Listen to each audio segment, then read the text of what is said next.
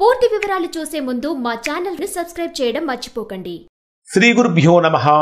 శ్రీ మహాసరస్వత్యై నమః. ఓం నమః శివాయ. నారాయణ శాస్త్రి ఆస్ట్రాలజీ ఛానల్ వీక్షిస్తున్నటువంటి ప్రేక్షక మహాశయులకు స్వాగతం, సుస్వాగతం. ఈరోజు మనము 2025వ సంవత్సరం మే 14వ తేదీన దేవగురువైనటువంటి బృహస్పతి మిథున రాశిలోకి ప్రవేశిస్తాడు. మిథున రాశిలో ఒక సంవత్సర కాలం ఉంటాడు. ఈ సంవత్సర కాలం పాటు సింహరాశి వారికి ఏ విధంగా ఉంటుందో తెలుసుకుందాం. సింహరాశి వారికి గురుడు ఎక్కడ సంచరిస్తున్నాడు అంటే మీ జన్మరాశికి లాభస్థానంలో 11వ స్థానాన్ని లాభస్థానం అంటాం, లాభస్థానంలో సంచరిస్తున్నాడు.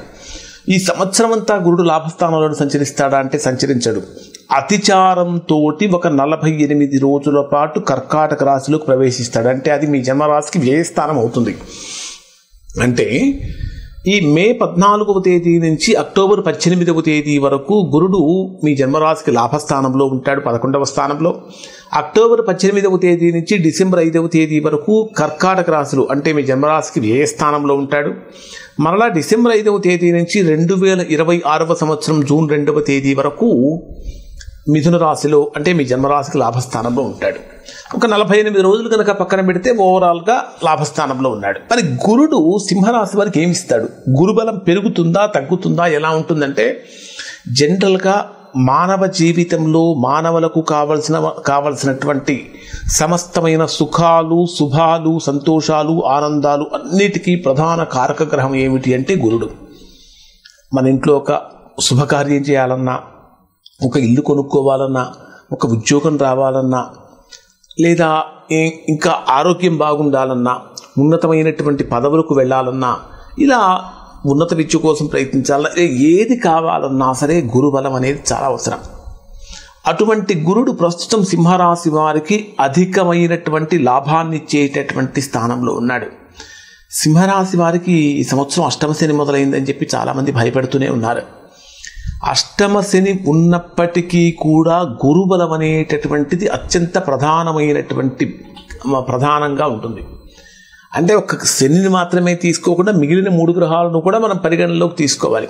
అందుట్లో గురుడు మీకు లాభాన్ని, యోగాన్ని ఇచ్చేటటువంటి స్థానంలో ఉన్నాడు. అసలు లాభస్థానంలో గురుడు సంచరిస్తే ఎటువంటి ఫలితాలు కలుగుతాయి అంటే అన్ని రకాలైనటువంటి లాభాలు. అన్ని రకాలైన లాభాలు అంటే ఏంటి? ఉద్యోగపరమైన లాభం కానీ, వ్యాపారపరమైన లాభం కానీ, కుటుంబపరమైనటువంటి ఆనందం కూడా లాభంగానే పరిగణించాలి. కుటుంబపరమైనటువంటి అనుకూలతలు ఇవన్నీ పెరుగుతూ ఉంటాయి. ఇక్కడ లాభస్థానంలో గురుడు సంచరించేటప్పుడు సింహరాశి వారికి కొన్ని విషయాలలో దురాశ పెరుగుతుంది. అది దురాశ దుఃఖానికి చేటు. ఆ దురాశ పెంచుకోకూడదు. అంటే ఉన్నంతలో సంతృప్తి చెందాలి తప్ప ఇంకా కావాలి, ఇంకా కావాలి, ఇంకా రావాలనేటటువంటి భావన కనుక పెంచుకుంటే అది కొద్దిగా ఇబ్బంది కలిగిస్తుంది. అలానే 11వ స్థానంలో గురుడు సంచరించేటప్పుడు కొన్ని విషయాలలో ఇతరుల మీద ఆధారపడేటటువంటి తత్వం కూడా సింహరాశి వారికి కలుగుతుంది. ఇతరుల మీద ఆధారపడకుండా మీ పనులు మీరు చేసుకోవటం ఇప్పటి నుంచి ఖచ్చితంగా నేర్చుకోవాలి.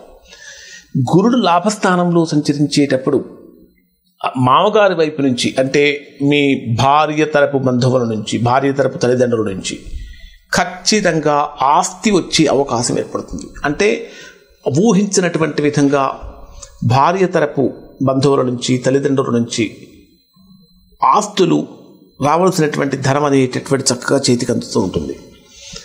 గురుడు 11వ స్థానంలో సంచరించేటప్పుడు భూషణం అంటే అలంకారం అనేటటువంటిది పెరుగుతుంది. వీరికి ఆభరణాల మీద మోజు కూడా బాగా పెరుగుతుంది. అంటే బంగారు ఆభరణాలు ఇంకా వేసుకోవాలి, అంటే స్థిరాస్తులు వృద్ధి చేయాలి, ఇట్లాంటి ఆలోచనలు కూడా బాగా పెరిగిపోతూ ఉంటాయి. దాంతోపాటు ప్రజ్ఞ అంటే తెలివితేటలు కూడా పెరుగుతూ ఉంటాయి. గురుడు 11వ స్థానంలో సంచరించేటప్పుడు సింహరాశి వారి చక్కగా బ్రహ్మాండమైనటువంటి నిర్ణయాలు తీసుకోగలుగుతారు.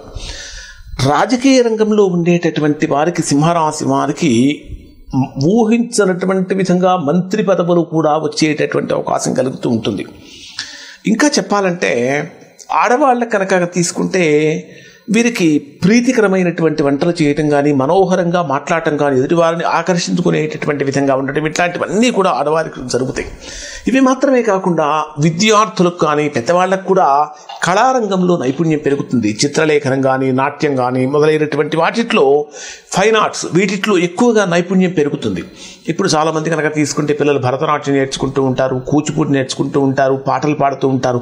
ఇట్లాంటి విషయాలలో అంటే సంగీతం కానీ, నాట్యం కానీ, కవిత్వం కానీ మొదలైనటువంటి వాటి విషయాలలో లేదా స్పీకింగ్ స్కిల్స్ బాగా డెవలప్ అవ్వటం, ఇట్లాంటివన్నీ కూడా గురుడు 11వ స్థానంలోకి వచ్చినప్పుడు సింహరాశి వారికి అందించేటటువంటి అద్భుతమైనటువంటి లాభాలు. మరి సింహరాశి వారికి గురుడు మీ జన్మరాశికి 11వ స్థానంలో సంచరించేటటువంటి గురుడు అంటే గురుడికి ప్రధానంగా 3 రకాలైనటువంటి దృష్టులు. దృష్టి అంటే ఏంటి? చూపు. ఇప్పుడు నేను ఈ సీట్లో కూర్చొని ఎదురుగా ఉన్న మిమ్మల్ని చూస్తున్నాను. నా తలకాయ అటు ఇటు తిప్పకుండా ఇటు పక్కన వాళ్ళని చూడగలుగుతా, ఇటు పక్కన వాళ్ళని చూడగలుగుతా. అలానే ప్రతి గ్రహానికి కూడా 3 రకాలైనటువంటి దృష్టులు ఉంటాయి. దీనిలో గురుడు తాను ఉన్నటువంటి స్థానం నుంచి స్ట్రైట్గా చూసేటటువంటి 7th ఆస్పెక్ట్, 7వ దృష్టి. అటు ఇటు చూసేటటువంటి వాటిలో 5, 9 అంటే గురుడు తాను ఉన్న స్థానం నుంచి 5, 7, 9 స్థానాలు చూడగలడు. అంటే సింహరాశి వారికి గురుడు దృష్టి ఏ స్థానాల మీద పడుతున్నది అంటే 3వ స్థానం మీద, 5వ స్థానం మీద మరియు 7వ స్థానం మీద పడుతుంది. 3వ స్థానం అనేటటువంటిది తృతీయ స్థానం, పరాక్రమానికి, సోదరులకు, పబ్లిక్ రిలేషన్స్కి, కమ్యూనికేషన్స్కి సంబంధించిన స్థానం. సో తృతీయ స్థానం మీద గురువీక్షణ ఉన్నప్పుడు చక్కటి రిలేషన్స్ మెయింటైన్ చేయటం కానీ, అంతే ఎలాంటి విపత్కరమైనటువంటి పరిస్థితుల్లో అయినా సరే మీ తెలివితేటలు ప్రదర్శింప చేయటం కానీ, మీ మీద శత్రుత్వంతో ఉన్నటువంటి వారిని కూడా మిత్రులుగా మార్చుకోగలిగినటువంటి శక్తి సామర్థ్యాలు కానీ, అన్నదమ్ములతో సఖ్యత, మంచి సంబంధాలు మెయింటైన్ చేయటం కానీ, పబ్లిక్ రిలేషన్స్, సోషల్ సర్వీసెస్ ఎక్కువగా చేయటం, దాన ధర్మాలు చేయటం, ఇట్లాంటివన్నీ కూడా సింహరాశి వారికి గురుడు వలన కలుగుతాయి. అలానే 5వ స్థానం మీద కూడా గురువీక్షణ ఉన్నప్పుడు ఏం జరుగుతుందంటే 5వ స్థానం అనేది సంతానానికి సంబంధించిన స్థానము, పూర్వపుణ్యానికి సంబంధించినటువంటి స్థానము, క్రియేటివిటీకి సంబంధించినటువంటి స్థానం.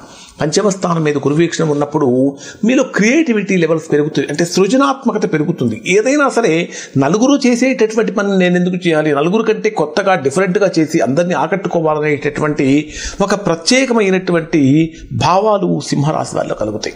ఇవి మీకు కెరీర్ డెవలప్మెంట్ కూడా బ్రహ్మాండంగా అనుకూలిస్తాయని చెప్పాలి.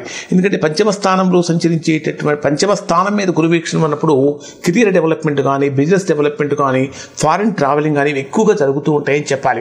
అలానే గురువీక్షణ మీ జన్మరాశికి ఇంకా ఎక్కడ ఉంటుందంటే 7వ స్థానం మీద కూడా ఉంటుంది. వాస్తవంగా 7వ అష్టమంలో సంచరిస్తున్నాడు శని, కానీ గురువీక్షణం 7వ స్థానం మీద ఉన్నప్పుడు ఒక రకంగా చెప్పాలంటే కుటుంబ జీవనం సేఫ్గా ఉండటం కానీ, వ్యాపార లావాదేవీలు బ్రహ్మాండంగా సాగటం కానీ, పార్ట్నర్షిప్ బిజినెస్ బాగా చేయటం కానీ, పార్ట్నర్షిప్ బిజినెస్ ఆరోగ్యపరంగా ఎక్కువ శ్రద్ధ తీసుకోవటం, ఇట్లాంటివన్నీ కూడా సింహరాశి వారు చేస్తూ ఉంటారు. మరి ఇప్పుడు చెప్పినటువంటి గొప్ప ఫలితాలు మామూలుగా అయితే సింహరాశి వారు అందరికీ వర్తించాలి.